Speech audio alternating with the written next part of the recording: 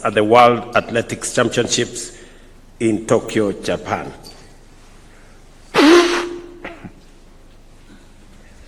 You have to forgive me. This is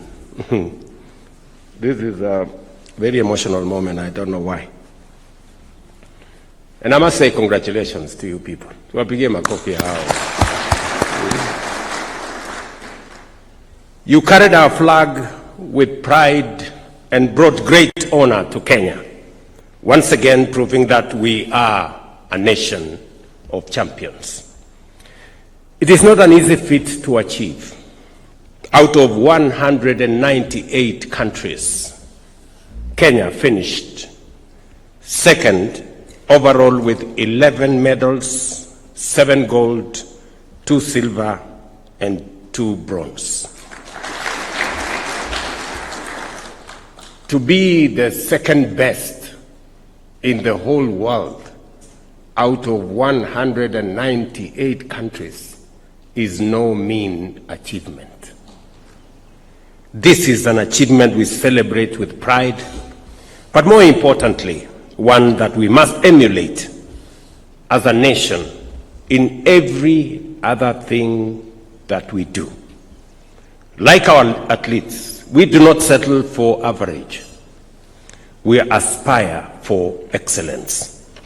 Every race you run, every medal you win is a reminder that Kenya's destiny is not merely to participate, but to triumph. Our athletes remind us that excellence is not given.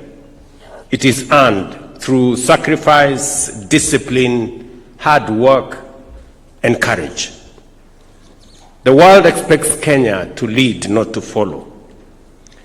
As you, our champions, have proven,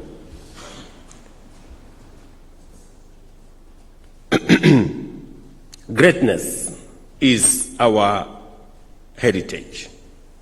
Mediocrity has no place in the Kenyan story.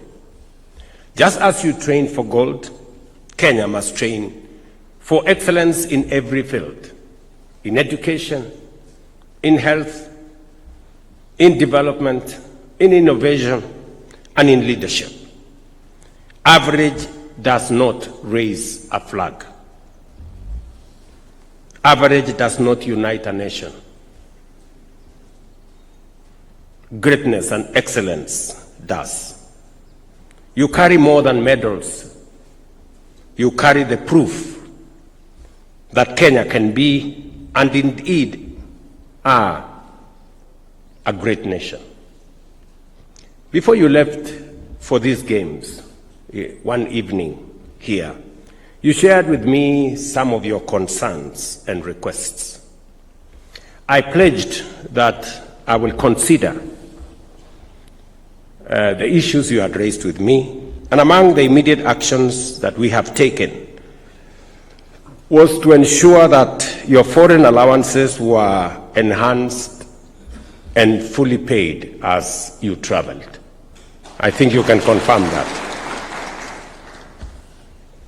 The commitment I made to you was already fulfilled by the ministry. Additionally, in recognition of your heroic efforts, a total of Kenya shillings 27 million has already been disbursed to the medalists.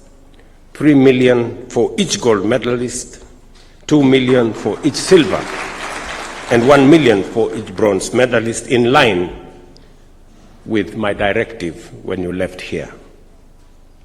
You also asked me to consider the matter of affordable housing for medalists as extended to Harambee Stars after the CHAN. I want to confirm again that just like we did for the CHAN Harambee Stars sportsmen and women, the 7 medalists will also benefit the way the others did. Government of Kenya, we are going to pay for half of a house of your choice. So you choose the house, we pay for you half, you pay the other half. And if you don't have money,